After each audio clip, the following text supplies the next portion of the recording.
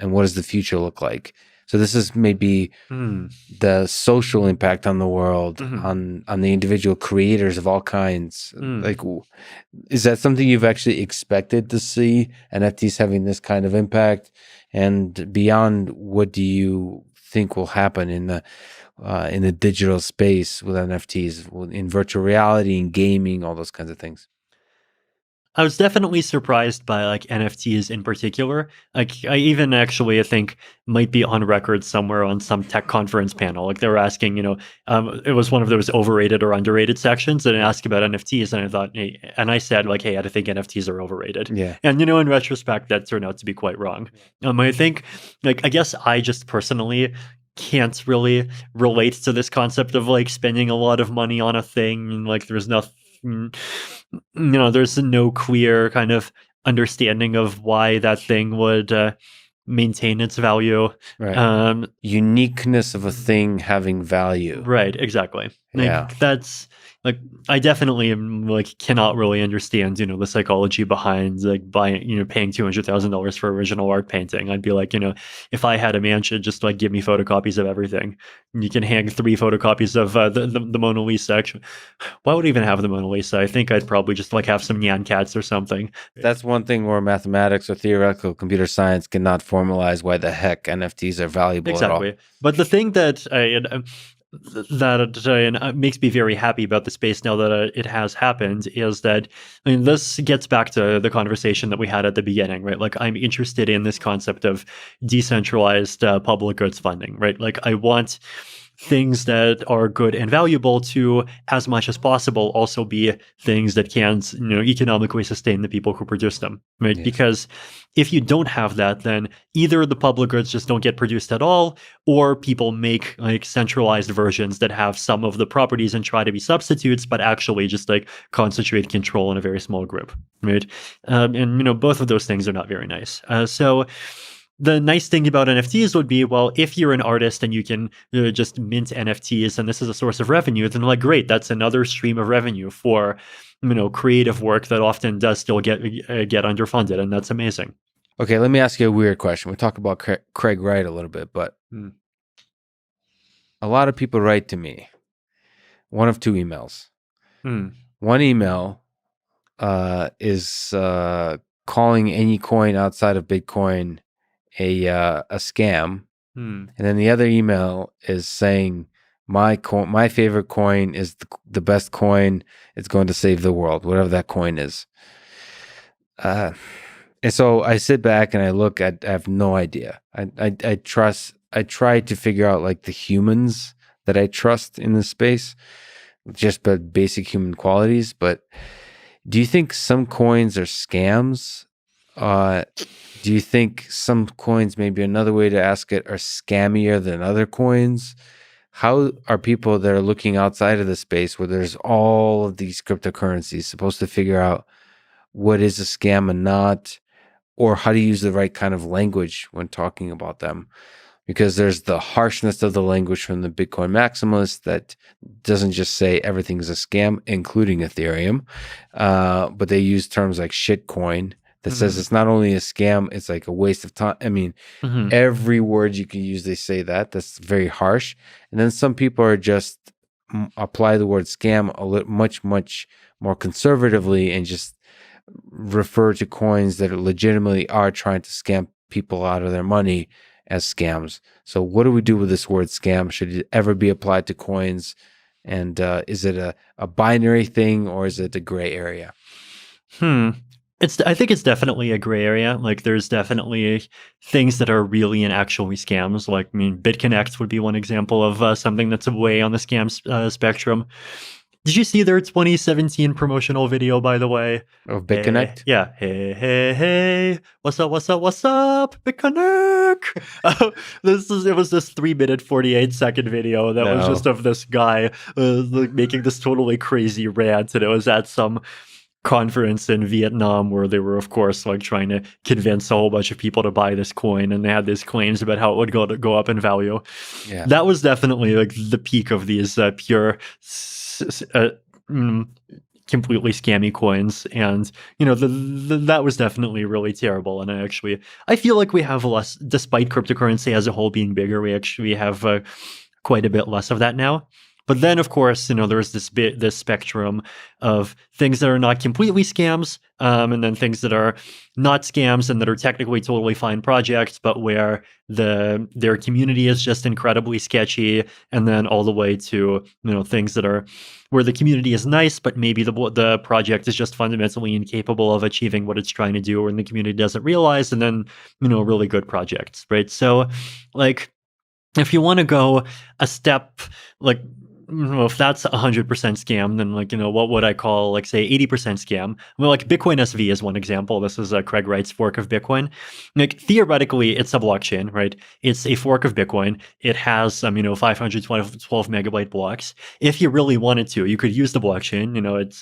It satisfies the properties that you can send transactions onto it. You can probably use it as a backup to store your files if you really wanted to, just because it has so much space. It might fail, but like but at the same time, like, as we basically said, like, Craig Wright is a scammer, and like half the community is just totally batshit insane. So the humans of a particular cryptocurrency is what makes for a scam, and not like the humans at the top that have a voice, right, guiding the community. Yeah, like, I think in the case of BSV, like, the humans, they make just completely wrong and just obviously wrong claims about like what BSV is capable of accomplishing, and like what it conceivably could accomplish, and like there's just a lot of aspects of it that make it feel like a money grab. So that's one example. And then, you gotta go a bit further, and then, you have like the Trons of the world. And like, that's a platform, you can use it, you can do stuff on it. But at the same time, like, they did plagiarize the IPFS white paper, and then, so there's scammy qualities. Yeah. See, the thing that throws me off a lot, makes it very difficult for me, is that most coins, but the ones that make me feel like are scammy, have a large community of people that are super positive about it, like, Yes. and they'll write to me. Now, that said, sort of on the flip side of that, Bitcoin people are also very positive. There's some sense, and the reason I was having like squinty eyes looking at Bitcoin for quite a while is like, why is everyone so positive? I was getting total cult vibes. Like the ideas are not grounded in truth, but are grounded in an obsession of like when you can artificially conjure up a truth, which is why I was a little bit like worried about Bitcoin. I think I've learned a lot since then, to where like I learned to separate the community from the ideas, and I think Bitcoin is a revolutionary idea on many fronts, but still a community that's like dogmatically excited about something, whatever that is, makes me skeptical. Maybe it's just like my upbringing, but when everybody's really excited about something, it makes me skeptical. And but it also makes me difficult to decide what is a scam or not, because some of the most exciting ideas in this world have a community of people who are excited about it, right? Because it's I don't know. I think space exploration is super exciting, and there's people, I know a lot of them, that are exceptionally excited about space exploration. Does that mean it's a scam? No. So I don't know what to do with that, and so mostly I just try to stay away, I suppose. But it's unfortunate, because I'm sure there's a lot of exciting technologies in that space. I mean, like in the case of Bitcoin, like I would definitely not call Bitcoin a scam. Right. That's again. Right. I would also not call Litecoin a scam. There's people who call Litecoin a scam because they just like say, oh, look, it has no fundamental use case, and the concept of being silver to Bitcoin's gold is just like stupid, and like milli Bitcoin is the silver to Bitcoin's gold. But at the same time, like, if you have these people who just they do seem to earnestly believe this, and like they are trying to just like make Litecoin be Litecoin as best as they can, then like that's, to me, that's enough for it to not be a scam. Yeah. And then, so yeah, I think the biggest gray area is definitely between like projects that are earnest but they have just all sorts of these like different combinations of flawed qualities to them. Yeah.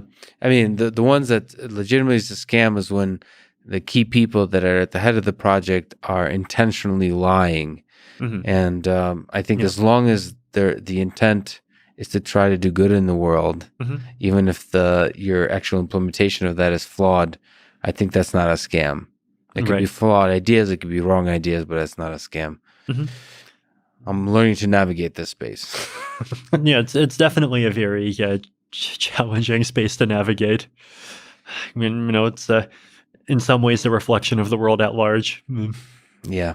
And as we've said, maybe offline, that the fact that money is involved makes it a little bit more complicated. Mm-hmm. That lives can be ruined mm-hmm.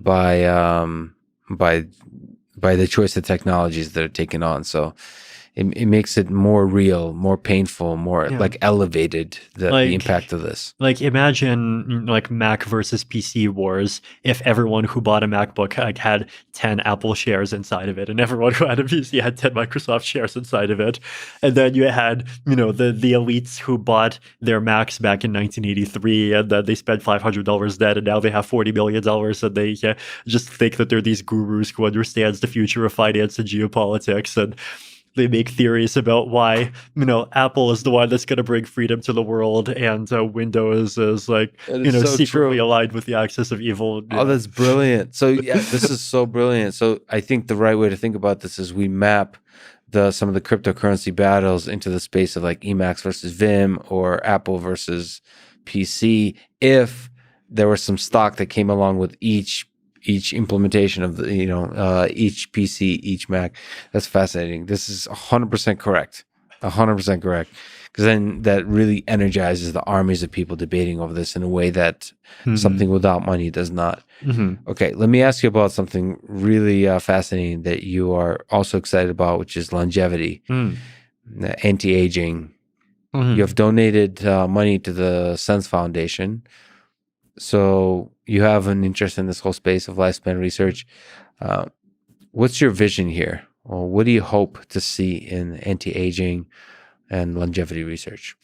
I think I hope to see the concept of seeing your parents and grandparents die just slowly disappear from the public consciousness as an experience that happens over the course of half a century, the same way that getting lost in a city slowly disappeared over the public consciousness over the last 50 now that we have smartphones.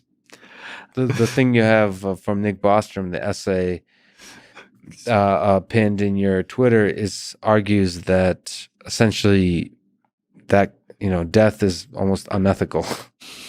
Like the fact that we don't do something about this thing that this in the essay is a dragon that keeps like murdering everybody around us, including our parents and grandparents, is like the fact that we don't try to do something aggressively about that dragon doesn't make any sense.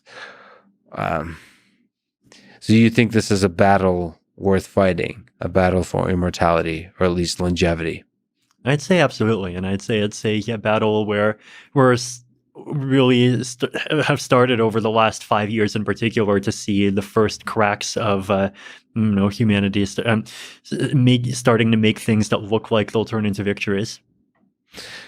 Do you think humans can eventually live forever? And maybe as a side comment to that, what technology do you think will enable that? Is it genetic modification? Is it cloning? Is it uploading your mind? Define forever. Like, are we talking 1,000 years, 1,000,000, 10 to the 14, 10 to the 45? Well, let's start as I tweeted today. Eventually, everything, the universe will be filled with supermassive black holes. So that forever, maybe like backtracking to where we'll have 10 to 16 years to figure it out. Yes, exactly. Yeah, maybe traveling between the multiverse, between the different universes, the multiverse. I mean, but forever meaning like millennia. I definitely think that we can get there. I definitely think that it's the sort of thing that's going to take an insanely huge amount of work. And I definitely think it's the sort of thing where, once we figure out the first crop of problems and like people start living to 150, we'll just realize that there's like 10 other problems that kill you half as slowly and we'll have to do more work. But, the good news is that this is, Aubrey's longevity escape velocity argument that if you get everyone to live to 150 now, then, you have half a century to fix all those other problems as well. So Yeah. I'm optimistic for that reason. I think you definitely do not want to underestimate human ingenuity, especially over the long term. Like just to look at what happens to computers between, the ENIAC in 1950 and where we are in 2020, right? Like that's a span of 70 years. So like, both of us, I think with, even just present day technology, I have at least 70 more years to live. So just like imagine what kind of sea change will happen in biomedicine during that time.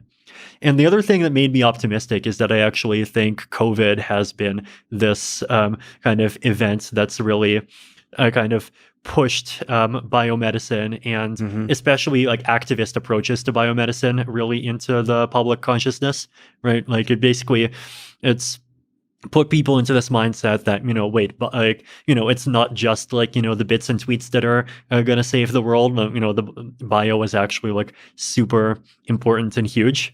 And, ultimately what's ending COVID basically, is the vaccines, and the vaccines have just been, amazing. And if you can take that energy and start, and also like this, I think philosophical attitude that I've noticed. Like, I think the way that I would describe the philosophical attitude here, this is going more depth first, is that I think the way that I kind of interpret part of what I would call late 20th century ideology is that there is this mentality that, nature is good and disruptions from nature are bad, and generally you want to minimize disruptions from nature. And like this exists everywhere in the political spectrum, right? So there's nature as in literal nature, and my view is that like the right-wing version of that is markets as nature, right? Markets as nature. That's yeah, right. like, the way that like that kind of philosophy talks about, markets and like the goal of not interfering with them. Like, it is very kind of like nature styled. And then of course, the conservative one, which is like traditional culture that existed before the activists started controlling everything as also being a kind of nature. But the 21st century attitude and like really COVID, has like flipped a lot of minds, because with COVID, what's happened is that, well, no, like it's not, nature is not safe, right? The default is like, untold misery and suffering and tens of millions of people dying. The only way out for us is through like basically human ingenuity. And that frame of mind is one that's like much more friendly to this other change of minds that I want to see, which is like basically treating aging as an engineering problem, right? Like the default is all 7.8 billion human beings that are currently on this earth are going to die, and they're going to live their last decade of life in debilitating pain. And the only way to stop that is human ingenuity. And we don't have that solution yet, but if we work hard, we will. And more people on the biology side, computational biology, are basically converting the mess of the human biology into an engineering problem. And once that conversion is happening, looking at the genetic code, the proteins, all those kinds of things, once that conversion happens, you can now apply the tools that we know how to solve engineering problems to solving it that way. And then there's also the other version, which is, why do we romanticize this meat vehicle that ultimately is just a thing that carries the brain? Maybe we can more and more convert ourselves into the digital realm. This is where like Neuralink have the brain-computer interfaces and then achieve immortality in the space of information in the digital space versus in the biology space. That stuff's interesting too. I agree. Again, I think, we have enough resources and we should just try all the parallel tracks. It's great that we have people just trying to make our bodies work. It's great that we have people trying to upload or improve brain scanning. It's also great that we have just like people improving cryonics. So like we could just like, go to sleep in the freezer and eventually hopefully sometime in the future, Hal Finney's going to be able to wake up. All of this, and anyone who gets cryogenically frozen today will be able to wake up. But that's all. That's a bet, right? That's the last resort. And then the other interesting thing about the extreme uploading approach, right, is we're excited about space. And one of the points that a lot of science or hard science fiction types make is that, if you want to explore space, that's a lot easier if you're not a human, right? One example of this is that, in the context of humans, we're talking about we're going to be able to go to the moon, we're going to be able to go to Mars. But there's this project called Starshot, I believe, right? That's basically trying to send mini spacecrafts to Alpha Centauri. And they literally believe that they're going to be able to get spacecraft over to Alpha Centauri 4 light years away by the 2060s. Yeah. No, I mean, by traveling close to the speed of light. Yeah, exactly. The way it works is, you have these light sails. You basically take these a spacecraft and you shine a laser at it, and the laser is insanely strong, quickly accelerated at 100 Gs, I think it was 10,000 Gs, until it gets to 20% the speed of light, and then it goes on your merry way, right? So, if you want to be in personally explore the Alpha Centauri system within 2 centuries or one century, then being a robot is by far the most practical way to do it, because there's no way that a human being can survive 10,000 Gs. So it's definitely interesting long term, but at the same time, there's definitely a lot of psychological hangups and a lot of deep philosophy that we'll just have to grapple with. Well, I think to get there. I think what it hangs on the topic of whether we can convert consciousness into an engineering problem. So exactly. Is consciousness tied to our biology? Because the moment we can convert consciousness into a digital form, then we can send it with that light sail to Alpha Centauri. Until then, a robot is not carrying anything except maybe some basic knowledge like Wikipedia. It's not carrying the flame of human consciousness. I have high hopes for converting consciousness into an engineering problem. In fact, I think it's not as difficult as people think. I agree with that. I'm definitely in the camp that consciousness is a property of the algorithm and not a property of brain structure. The other fun, the kinds of philosophical things we'd have to grapple with is once you upload yourself, you can hit Control-C. It wouldn't it be lovely to have 10 copies of Lex Fridman, and then we could just interview everyone. So I have to ask this question. It's a difficult one, which I don't think it'd be wonderful, first of all. Sure. So in the following way, and this has to do with immortality as well, there's something about scarcity that creates value. Or there's a bunch of philosophers, Viktor Frankl, Bernard Williams, Ernest Becker, they argue that death or the scarcity of life creates meaning. That the reason life is beautiful, the reason so many moments of experience of love or delicious food, all those things are made delicious because they're finite, because they end, and because we don't have that many of them. And there's a kind of worry that if we extend the human lifespan, if we achieve immortality, or if we, God forbid, clone me multiple times, then you lose the richness of what it means to have this life, to have this experience. Is that worry you at all? Do you think there's some aspect to which death does in fact give meaning to life? I guess the one historical parallel, and this might be a bit unfair, is that there have been philosophers that have said things war gives meaning to human collectives, and the struggle for supremacy between nations and races is this big driver of progress that that ensures that everyone strives to be their best. And, of course, this viewpoint got into the head of a crazy Austrian guy, and 20 years later, his soldiers were shooting at my grandparents. So, these days we don't really have that, but yet life still feels meaningful. We've still found other ways to, there's still a striving for technological progress. There's still, us striving for self-improvement in general. And it turns out that you don't actually need to have existential conflicts in order to have that. Now, maybe you need conflict, but we have other kinds of conflict, right? Like we have competition between businesses, competition between political ideologies, competition between projects, and so these are like whatever the psychological needs are, like there just are substitutes for it. So I guess so if we I'm trying to say, I feel like once we start living to the age of 200, then like I'm just intuitively expecting that we'll see substitutes emerge in the same way. Yeah, we'll create conflicts of other sorts that lead to less human suffering than wars do. Like we'll just start playing Diablo 4, 5, 6, and because you die in video games, so maybe we'll get some of the inkling of scarcity through the activities we partake in, as opposed to our own body dying. I mean, I feel shitty when I I remember in Diablo 3, you can play in hardcore mode, where if you die in the game, your character's dead. So maybe we'll get the richness of like what that we currently get from life by having like little artificial versions of ourselves that die. Interesting enough, as I've just like personally spent more time in this world, I've started realizing that there is a concept of like real finiteness that still like exists, and it might even still be a thing that provides meaning that doesn't require anyone to actually die. Like, for example, like how many people from middle school or even high school or yours, like, do you still talk to regularly?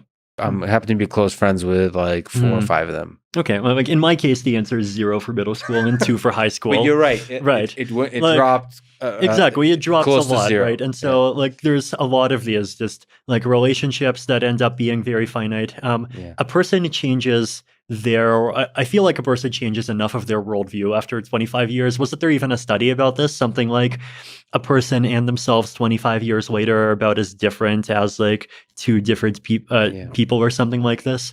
So, like, I mean, just like you can have conflict without bloodshed, I think, you can have finiteness and even, the necessary sorrows of finiteness that give meaning without like literally anyone having to end their life. And hopefully, if we do extend our life, we'll figure out ways to extend the period of time where there's neuroplasticity. Yes. To where we could change our worldviews continually throughout that time. So you can have these different phases of life. I thought it would be fun to hear you speak a little Russian. Ты по-русски говоришь? Да, конечно. Как твои русские корни помогли тебе? Это интересный вопрос. Что можно сказать по-русски об этом? Что можно сказать о моих русских корнях? Я, когда просто смотрю на другие проекты, другие люди в блокчейновой индустрии, иногда, когда я смотрю на то, что там русские люди делают, то, что там другие люди делают, я там могу иногда чувствовать, что там вот эти вот люди, которые русские, там есть что-то, что чувствуется похоже ко мне, но я не знаю, как объяснить. Do you think there's so for people who don't speak Russian, that Vitalik said that there is something to the spirit of the people that are Russian that are working in the cryptocurrency world that is a little bit different, and it's something that that connects to some kind of aspect of your own self, some kind of roots there. It's kind of interesting. Do you think that there's does it make you sad that there's these 2 different worlds that are sort of in part disconnected by language? And I'm sure the same could be the case with China and other parts of the world, where the language slows the transmission of the beauty of the culture in a certain kind of way, where you can't truly collaborate. Like, you can all speak English, so you're collaborating on maybe a technical level, but you're not collaborating on the level of like some deep human connection. Do you see that being able to speak both languages? there's definitely benefits, I think, to be able to like speak multiple languages, and like once you can, right, like you discover that like even your mindset changes while you're in speaking in one Yes. language versus the other. Like people have told me this, like when I speak Russian, I sound more like, I guess, like to the point and pragmatic. When I speak Chinese, I sound more cute. When I speak English, I'm something else. I guess there's definitely like a richness that you're missing if you're only like in one of these language bubbles. But I guess the arguments on the other side would be that if everyone spoke the same language, then like there would just be one bubble, right? This is the challenge, I think. Like there are actually benefits to having cultural diversity, and you definitely don't want the entire world to be too conformist. Yeah. And well, one of the interesting things about crypto is that it's just a culture that actually like manages to like somehow have its uniqueness and even preserve its independence from all of these surrounding countries, despite being embedded in all of them. So it spans outside of the geographic boundaries, and language in some ways does as well. And in the way these cultures, these bubbles are created, I mean, they overlap in interesting ways. It's almost like a hierarchy, and the same is the case with the crypto world. There's there's communities associated with each cryptocurrencies. There's communities within those communities, and it's and I think like it's definitely sad whenever these groups are fighting each other. And like it's definitely good for them to like if people can cooperate more. But at the same time, like just having like groups of people that have different kinds of life experiences, like there's definitely something to benefit from that. So let me ask one last question. I don't think I asked you last time the ridiculous question about the meaning of life. Dostoevsky said, "Beauty will save the world. Красота спасет мир." Some people believe money is a big part of happiness, and first of all, you've made a lot of money. You turned away a lot of money. You turned away a lot of power. So you're a fascinating person to ask, what do you think gives meaning to life? The thing that I've realized with money, as I have experienced both having a little of it and having a lot of it, is that the benefit of like you can get the most out of money if you think of it not as something that like lets you do and have more things, but as something that lets you worry about fewer things. Yeah. Right. Like, if you have, if your savings are just, non-zero at all, then like, you don't have to worry as much about losing your job. And, if you feel like you have a job that just like really conflicts with your values, then like if you have even 6 months saved up, that just makes it easier for you to say, bye-bye, I'm going to do something else. If you have more money, then you can not worry about like even what you're doing needing to be profitable at all. Once you get more money, then like you can choose transportation options and food options that just like have less hassle in your life and allow you to be lazier. So if you like this aspect of just like reducing troubles and like opening up room for other things, I think is a big part of it. Like if you instead think of money as being like this positive or this thing that like gives you stuff, and you try to derive meaning from the stuff, I think that's much more likely to be like a road to like basically squandering that opportunity. So yeah, and I guess my philosophy on that is definitely like more subtractive than additive there. But once you have enough money that you don't have to worry about the money, you're burdened with another question, which is of meaning.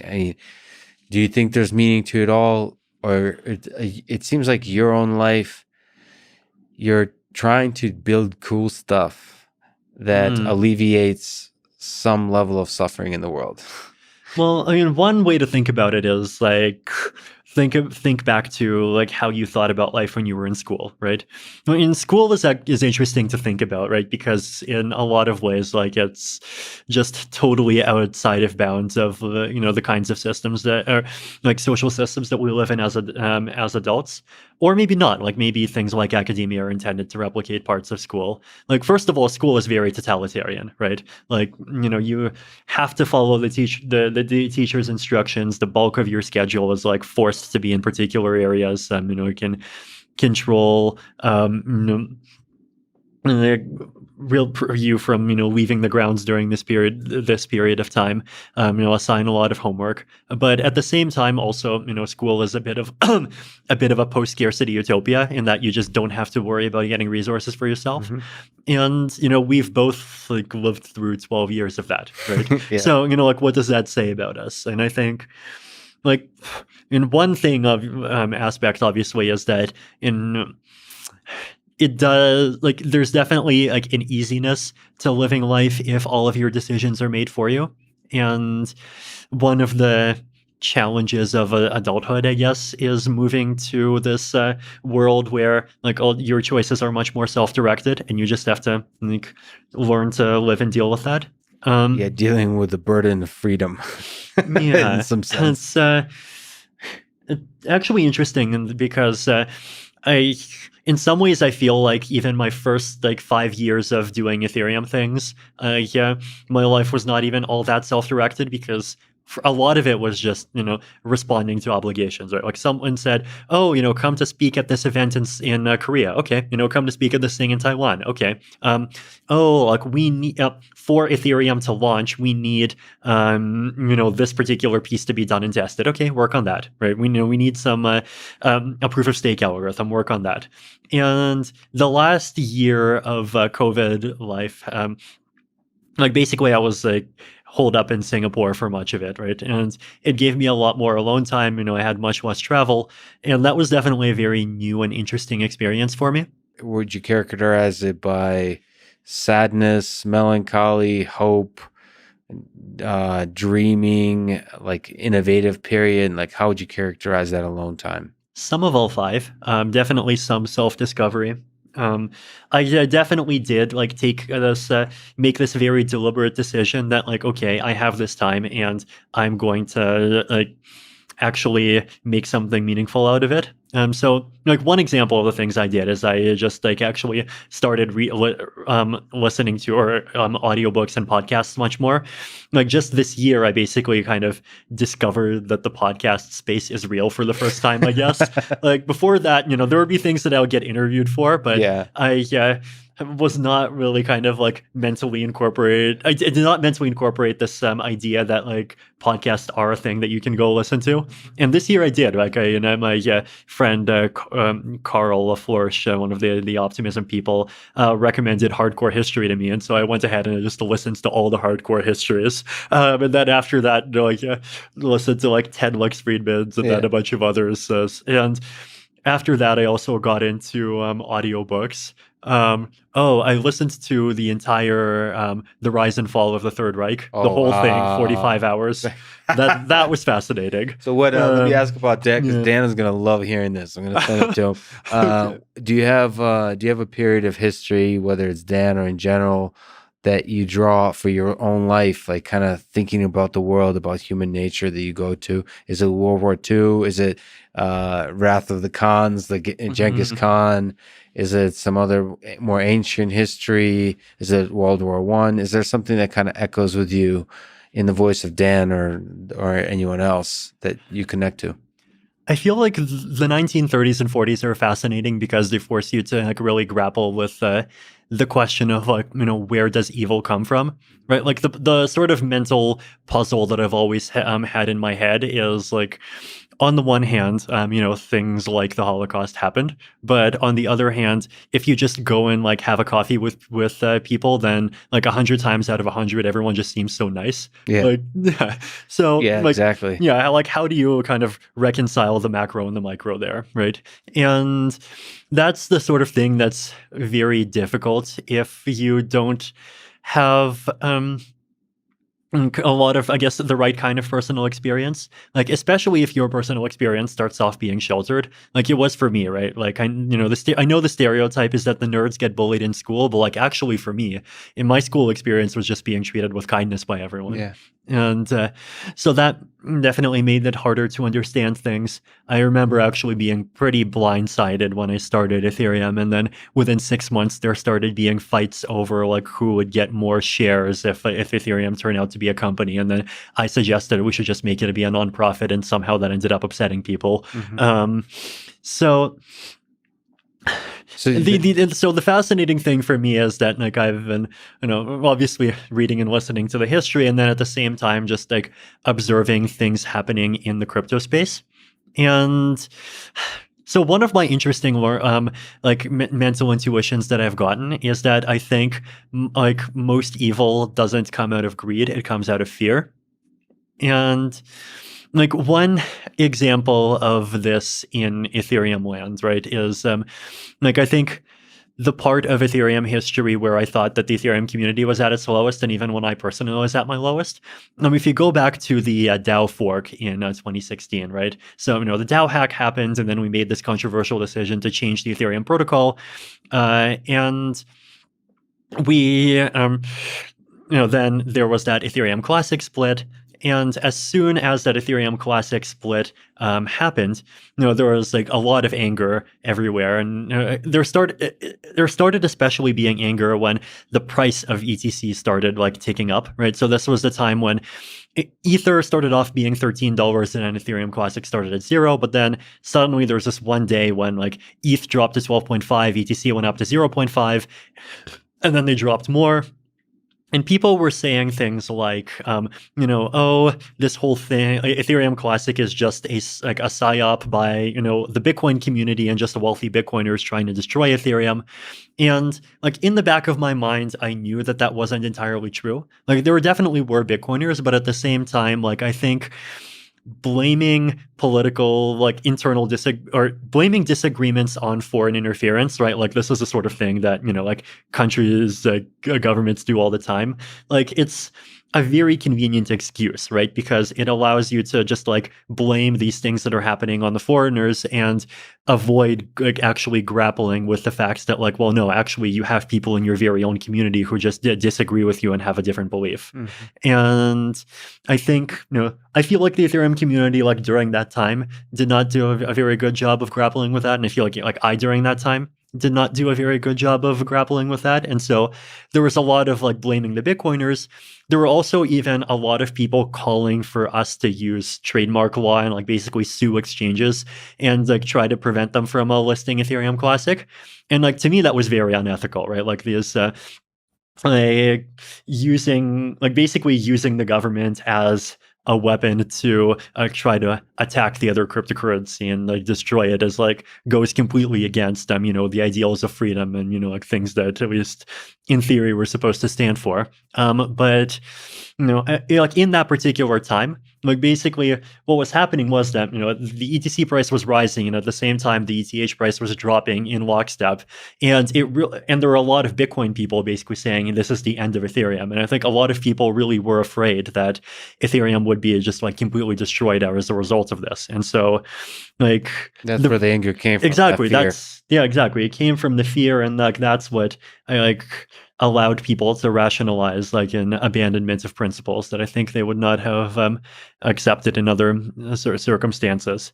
And I mean, I definitely like to some extent played along with this myself, right? And I do definitely regret that to some extent. And I definitely regret like the excesses completely. But so that, and then obviously, Bitcoin block size war, similar sort of stuff happened. So like that insight was interesting because like it does mentally make a lot of sense, right? Like when you're actually afraid that unless you act in some way that your entire world is going to collapse, like it's much easier to just rationalize forgetting your principles and doing whatever you have to just save the specific thing that you care about. It feels like the right thing to do, the brave thing to do is in the face of fear to still have compassion, to still have love, as opposed to hate. So the darkest moments, the toughest moments of human history are those where fear is everywhere. And despite that, like the way to get out of that is through love, not giving into the fear. And again, that's the lesson that you draw from all those moments of history. Mm-hmm. Yeah. Well, I like you have, in terms of those coffee and the kindness that people have, it does seem that everybody has the capacity for evil and everybody has the capacity for love. And you just have to create mechanisms and incentives that prioritize the latter over the former. Vitalik, you're one of the most interesting people I've gotten a chance to talk to. Thank you so much for talking. I hope we get a chance to talk again. I hope I can at least be some small part. This would be awesome on a podcast with you and Dan Carlin. That would be an awesome conversation. Thank you so much for doing so much incredible technical innovation that inspires the computer scientists, the economists, inspires the world and what technology can do. And now with longevity, I do hope we live a very long time and play Diablo to make that long time fun. Thank you so much for talking today. Thank you too, Lex. This was great. Thanks for listening to this conversation with Vitalik Buterin, and thank you to Athletic Greens, Magic Spoon, Indeed, Four Sigmatic, and BetterHelp. Check them out in the description to support this podcast. And now, let me leave you with some words from Nelson Mandela. When a man is denied the right to live the life he believes in, he has no choice but to become an outlaw. Thank you for listening and hope to see you next time.